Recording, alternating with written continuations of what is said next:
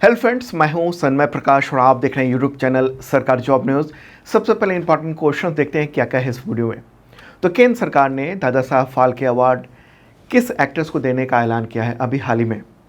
किस राज्य सरकार ने हर जिले में कम से कम एक थाने में महिला प्रभारी तैनात करने का फैसला किया है। मेघालय और किस राज्य के बीच में सीमा विवाद फिर से हिंसक हो गया। एशियन गेम्स में बात करेंगे, उसमें कितने मेडल अभी तक हम लोगों ने प्राप्त किए हैं, गोल्ड मेडल। और ख़ास बात कि कितने वर्षों बाद घुड़सवारी स्पर्धा में भारत को गोल्ड मेडल मिला है। ऐतिहासिक है ये गोल्ड मेडल। किस शहर में 13वीं हिंद प्रशांत सेना प्रमुखों का सम्मेलन आयोजित किया गया और उसमें कनाडा के भी जो डिप्टी आर्मी चीफ हैं वो भी इसमें शामिल हुए हैं। केंद्र सरकार ने अरुणाचल प्रदेश और नागालैंड के कितने हिस्सों में और कितने वक्त के लिए आफ्सपा को विस्तार दिया गया। क्या होता है आफ्सपा, उसके बारे में भी जानेंगे। और भी कई क्वेश्चन हैं, कई टॉपिक हैं, सब पर चर्चा करेंगे दोस्तों। तो शुरू करते हैं। और हाँ, इस साल का अब तक का मैराथन वीडियो अवेलेबल हो चुका है करंट अफेयर्स का, और ये देखेगा ज़रूर। अगर आपने नहीं देखा है तो इस वीडियो के डिस्क्रिप्शन में उसका लिंक दिया हुआ है, और वीडियो देखेंगे तो उसका PDF भी मिल जाएगा आपको। चलिए अब शुरू करते हैं। और पहला क्वेश्चन महत्वपूर्ण क्वेश्चन है, किस एक्ट्रेस को दादा साहब फाल्के अवार्ड वर्ष 2021 के लिए चुना गया है। आंसर होगा वहीदा रहमान। ठीक है, और ये 53वां Dada Saheb Phalke life time achievement award है। किसने इसका ऐलान किया? तो केंद्रीय सूचना और प्रसारण मंत्री अनुराग ठाकुर, तो उन्होंने ही इसका ऐलान किया है। और ये घोषणा देवानंद की जन्म शताब्दी के दिन यानी 26 सितंबर को किया गया। और ख़ास बात है कि ये जो अवार्ड है वर्ष 2021 के लिए है, लेकिन अवार्ड ये दिया जाएगा और घोषित किया गया है 2023 में। ठीक है, कब दिया जाएगा ये अवार्ड? तो 69वां जो नेशनल फिल्म अवार्ड्स समारोह होगा उसी के दौरान राष्ट्रपति ये अवार्ड देंगे। ठीक है, तो इनको जो चुना गया तो उस पुरस्कार चयन समिति में भारतीय सिनेमा की बहुत सारी प्रमुख हस्तियां भी थीं, जैसे आशा पारेख, चिरंजीवी, परेश रावल, प्रसेनजीत चटर्जी, शेखर कपूर, ये सब शामिल थे। अच्छा, पिछली बार दादा साहब फाल्के अवार्ड किसे मिला था 2020 का? तो एक्ट्रेस आशा पारेख को मिला था। ठीक है, अब जान लेते हैं वहीदा रहमान के बारे में कुछ शॉर्ट में। इनका जन्म हुआ था 3 फरवरी 1938 को 1938 को तमिलनाडु में, और इनका फिल्मी करियर 5 दशकों का रहा है।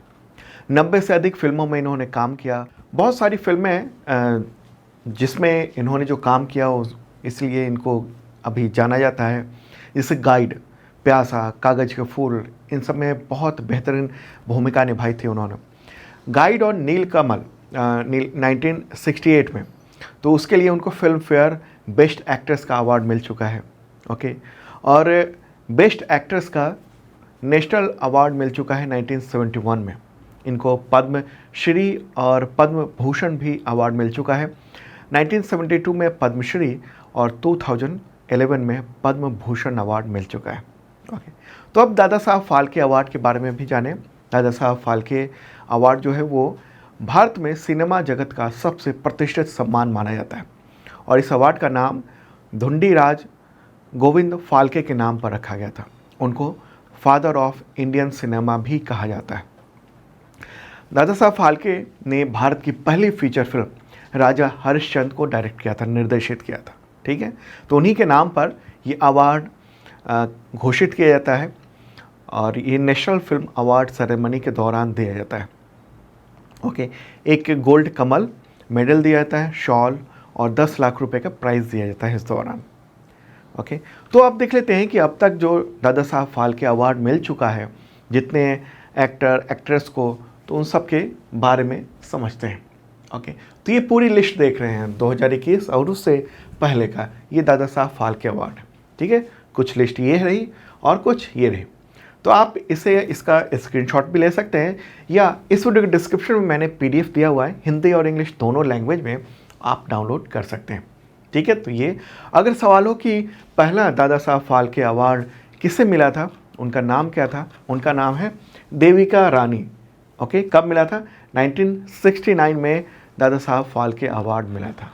ओके, तो ये एक इम्पॉर्टेंट ये क्वेश्चन हो जाता है आपके एग्जामिनेशंस के लिए। पूरी लिस्ट अब तक की ये रही, और PDF में भी अवेलेबल है। चलिए दोस्तों, अब आगे बढ़ते हैं, अगला क्वेश्चन लेते हैं। महत्वपूर्ण क्वेश्चन है, और अगर आप तमाम एग्जामिनेशन की तैयारी करते हैं तो करंट अफेयर्स शानदार तैयारी हो पाएगी इस मेंबरशिप के ज़रिए। इसके ज़रिए ये होता है कि आपको 365 दिनों तक करंट अफेयर्स का PDF मिलता है, वीकली, मंथली, क्वार्टरली, ईयरली, वो भी कई तरीके के one liner, MCQ with details note के साथ, और करंट अफेयर्स का daily mock test, weekly mock test, monthly mock test, इसके अलावा अन्य तमाम एग्जामिनेशन के टेस्ट सीरीज़ वगैरह भी अवेलेबल हैं इसी मेंबरशिप के साथ। बहुत मामूली सा प्राइस है, इस वीडियो के डिस्क्रिप्शन में आप चेक कर लेना। और चैट हेल्पलाइन भी है, सुबह 10 से शाम 6-7 बजे तक आप संपर्क कर सकते हैं चैट के जरिए व्हाट्सएप पे। चलिए आगे बढ़ते हैं, अगला क्वेश्चन लेते हैं। किस राज्य सरकार ने हर जिले में महिला थाने के साथ साथ एक और थाने में महिला प्रभारी तैनात करने का फैसला लिया है सितंबर 2023 में? आंसर होगा उत्तर प्रदेश।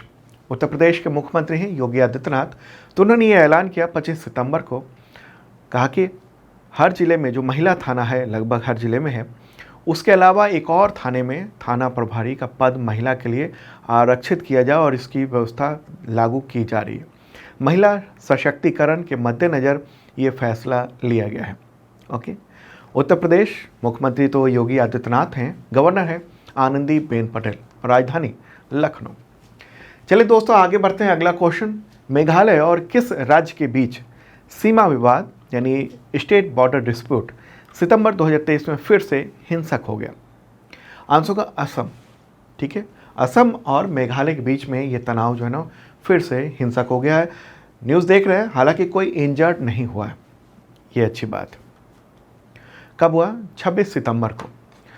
एक बार मैप के ज़रिए आपको पूरा दिखा देते हैं। प्यारा भारत है और उसमें ये वाला जो हिस्सा आप देख रहे हैं, ये नॉर्थ ईस्ट है, वो असम, और दिख रहा है वो है मेघालय।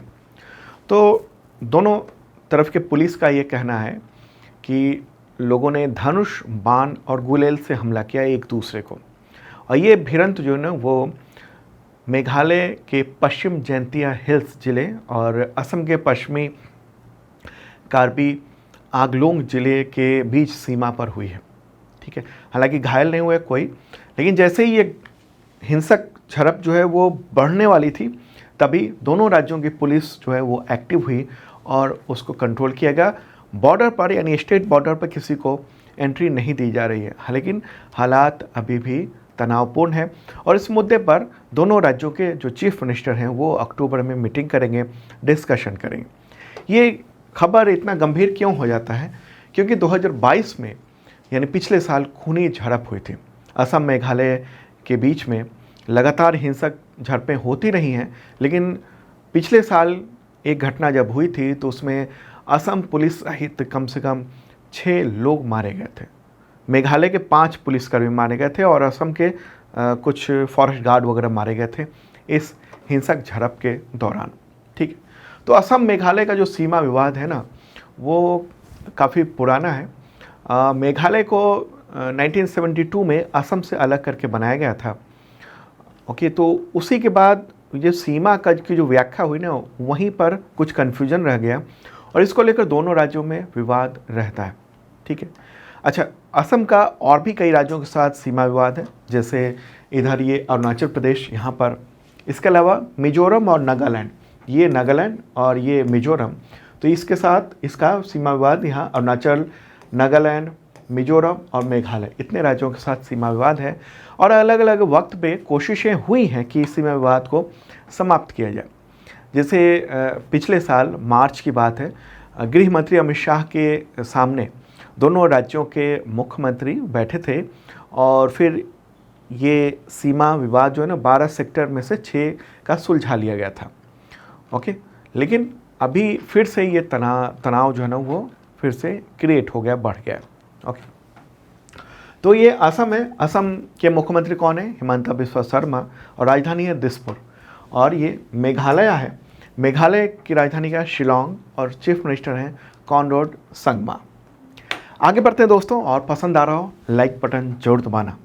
क्वेश्चन होगा अगला, 19वें एशियाई खेलों में शूटर सिफ्ट कौर सामरा, उन्होंने महिलाओं की किस कैटेगरी में वर्ल्ड रिकॉर्ड का स्कोर बनाकर गोल्ड मेडल जीत लिया है? आंसर का 50 मीटर राइफल 3 पोजीशन। ठीक है, न्यूज़ भी देख रहे हैं द हिंदू के स्टार स्पोर्ट्स में, कौन से कैटेगरी में? 50 मीटर राइफल 3 पोजीशन में। तो उन्होंने जो टोटल अंक जुटाए 469.6 ये अंक जुटाए और उन्होंने ब्रिटेन की सियोनेड मैकिन्टोश उनका रिकॉर्ड तोड़ दिया, नया वर्ल्ड रिकॉर्ड बनाया है। फोटोग्राफ देख रहे हैं आप इनका, क्या नाम है इनका? तो इनका नाम है स्विफ्ट कौर सामरा। ओके, क्या नाम है? स्विफ्ट कौर सामरा। आगे बढ़ते हैं, अगला क्वेश्चन लेते हैं। 19वें एशियाई खेलों में किन भारतीय खिलाड़ियों ने 25 मीटर पिस्टल निशानेबाजी महिला टीम इवेंट में गोल्ड मेडल जीत लिया है? आंसर का ए, यानी ये सभी, एशा सिंह, रिदम सांगवान और मनु भाकर 25 मीटर पिस्तौल शूटिंग में। ठीक है, फोटोग्राफ आप देख रहे हैं तीनों को, क्या नाम है? एशा सिंह उस तरफ है, बीच में है रिदम सांगवान और इधर है मनु भाकर। ओके, चलिए आगे बढ़ते हैं, अगला क्वेश्चन लेते हैं। एशियन गेम्स में कितने वर्षों बाद घुड़सवारी स्पर्धा में भारतीय टीम ने गोल्ड मेडल जीता है? आंसर होगा 41 ईयर के बाद। कितने वर्ष बाद? 41 ईयर के बाद। ये घुड़सवारी ड्रेसेस इवेंट कहेंगे हम लोग। ओके, तो गोल्ड जीतने वाली जो टीम है ना, उसमें कौन कौन है ये देख रहे हैं आप। 2 पुरुष हैं, 2 महिला। सुदीप्ति हजेला, दिव्यकीर्ति सिंह, अनुष अग्रवाल और हृदय छेड़ा वो शामिल हैं। तो इन्होंने गोल्ड मेडल जीता है। और इस घुड़सवारी खेल की जो ड्रेसेस इवेंट होता है, ड्रेसेस स्पर्धा, उसकी विशेषता है कि पुरुष और महिला एक ही वर्ग में भाग लेते हैं। ठीक है, अब सवाल होगा कि इससे पहले इंडियन जो घुड़सवारी टीम है उसने कब गोल्ड मेडल जीता था? तो 1982 में, जब भारत की मेज़बानी में एशियन गेम्स हुए थे, भारत में हुए थे, आयोजित हुआ था। और उस दौरान भारत ने, यानी भारतीय टीम ने 3 गोल्ड मेडल जीते थे। उसके बाद से घुड़सवारी में गोल्ड मेडल, या मतलब गोल्ड मेडल खासतौर पे वो सुना था।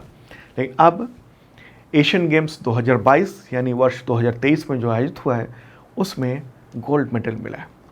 चलिए दोस्तों आगे बढ़ते हैं, अगला क्वेश्चन लेते हैं।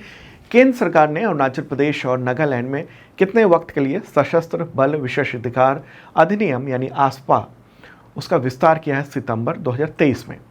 आंसर का 6 महीने के लिए विस्तार दे दिया है। कानून का विस्तार 1 अक्टूबर से लेकर अगले 6 महीने तक के लिए कर दिया गया है। ठीक है, तो मैप के ज़रिए भी एक बार और देख लीजिए। वैसे मैंने राज्यों के बारे में तो बता दिया था मैप में, लेकिन जो नागालैंड है ना, ये वाला हिस्सा देख रहे हैं हल्का ग्रीन में। तो गृह मंत्रालय के जो नोटिफिकेशन जारी हुआ है उसके मुताबिक नागालैंड के दीमापुर, न्यूलैंड, चुमौकेदिमा, मोन, किफरे, इन सब और परेन जिलों में, वहाँ पर उसके कुछ थानों में, थाना क्षेत्रों में ये आस्पा को विस्तार दिया गया। जबकि ये अरुणाचल प्रदेश, इसका यहाँ पर नामसाई जिला है, तो उसके कुछ पुलिस स्टेशन में ये विस्तार दिया गया है आस्पा का। ठीक है, आस्पा के बारे में अगर जाने तो ये, इसकी शुरुआत, बुनियाद जो है ना ब्रिटिश शासन में हुई थी। हालांकि आज़ादी के बाद इसका प्रयोग किया गया, पहले तो अलग नाम था, बाद में नाम चेंज किया गया, मतलब उसका प्रयोग किया गया जो इस देश के अशांत इलाके थे वहाँ पर शांति के लिए, मतलब कि जहाँ उग्रवाद है और जहाँ पर मतलब अलगाववाद है ख़ास तौर पर, तो उन सब क्षेत्रों में इसका उपयोग किया गया। इसमें होता क्या है? इसमें ये होता है कि जो फोर्स होता है, यानी आर्मी कहिए या पैरामिलिट्री फोर्स कहिए, आर्म फोर्सेस को तैनात करने का अधिकार सरकार को मिल जाता है। और उन आर्म फोर्सेस को किसी भी व्यक्ति को बिना वारंट के गिरफ्तार करने, तलाशी लेने, गोली मारने, इन सब का अधिकार होता है। और उनको कानूनी जो प्रक्रिया होती है उन सब से बचाव मिलता है।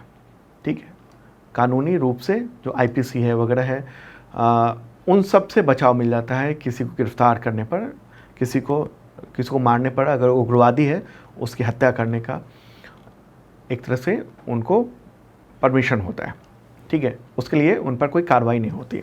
तो ये डिस्टर्ब एरिया सरकार घोषित करती है। अगर सरकार को लगता है कि विभिन्न क्षेत्रों में धार्मिक, नस्लीय, भाषा या क्षेत्रीय मुद्दे या जातियों या समुदायों के सदस्यों के बीच में मतभेद और विवाद इतना ज़्यादा बढ़ गया है कि सार्वजनिक शांति के लिए वो खतरा महसूस होता है, तो उसको डिस्टर्ब एरिया घोषित किया जाता है। ठीक है, तो अरुणाचल प्रदेश, यहाँ के मुख्यमंत्री हैं पेमा खांडू और राजधानी है ईटानगर। और नागालैंड की बात करेंगे, ये रहा नागालैंड, तो यहाँ के मुख्यमंत्री हैं नेफ्यू रियो और राजधानी है कोहिमा। आगे बढ़ते हैं, अगला क्वेश्चन, किस शहर में 13वां हिंद प्रशांत सेना प्रमुख सम्मेलन आयोजित किया गया है? आंसर होगा दिल्ली में। दिल्ली में आयोजित किया गया, काफ़ी बड़ा सम्मेलन है। 26-27 सितंबर को दिल्ली के मानिक शाह सेंटर में आयोजित किया गया और पहले दिन रक्षा मंत्री राजनाथ सिंह भी इसमें शामिल हुए थे। और इसमें 30 देशों के सेना प्रमुख या उप सेना प्रमुख ये सब शामिल हुए हैं, आर्मी चीफ या डिप्टी आर्मी चीफ, ठीक है, तो वो सब शामिल हुए हैं। अमेरिका कनाडा के भी डिप्टी आर्मी चीफ वहाँ पर पहुँचे थे, मेजर जनरल पीटर स्कॉट, ठीक है। तो ये भव्य आयोजन किया गया वहाँ पर। हिंद प्रशांत यानी हिंद महासागर और प्रशांत महासागर क्षेत्र के जो तमाम देश हैं, चाइना को छोड़ के और कुछ और देश छोड़ के, तो उनके सेना प्रमुख, उप सेना प्रमुख ये सब वहाँ पर पहुँचे थे इस कार्यक्रम के दौरान। और ख़ास बात कि कनाडा के उप सेना प्रमुख, उनका नाम है मेजर जनरल पीटर स्कॉट, तो उन्होंने कहा कि जो भी डिप्लोमेटिक टेंशन चल रहा है इंडिया और कनाडा के बीच में, इसके बावजूद सेना के संबंधों पर कोई असर नहीं होगा। जो हिंद प्रशांत महासागर क्षेत्र में जो सब लोग मिल के काम कर रहे हैं, तो उसमें कोई कमी नहीं होने दी जाएगी, ठीक है। तो ये आयोजन किया गया। अच्छा, भारतीय सेना प्रमुख कौन है? आर्मी चीफ भारत के जनरल मनोज पांडे। आगे बढ़ते हैं, अगला क्वेश्चन, विश्व रेबीज दिवस कब मनाया जाता है? आंसर होगा 28 सितंबर को। और इस बार की थीम क्या है? All for one, one health for all, सभी एक के लिए, एक स्वास्थ्य सभी के लिए, ठीक है। तो ये थीम है इस बार की। रेबीज क्या है? ये जूनोटिक रोग है और इसका वैक्सीन है मौजूद। तो वैक्सीन अगर कोई जानवर काट लेता है, ख़ासतौर पर कुत्ता, बंदर, अगर उसमें रेबीज की बीमारी है तो वो मनुष्यों में आ सकता है और फिर उसका इलाज अभी तक नहीं है।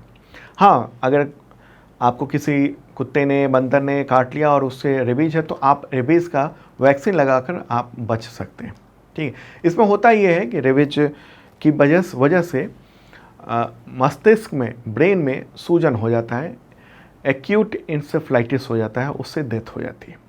अगला क्वेश्चन लेते हैं, सूचना तक सार्वभौमिक पहुंच के लिए अंतर्राष्ट्रीय दिवस कब मनाया जाता है? आंसर होगा 28 सितंबर को।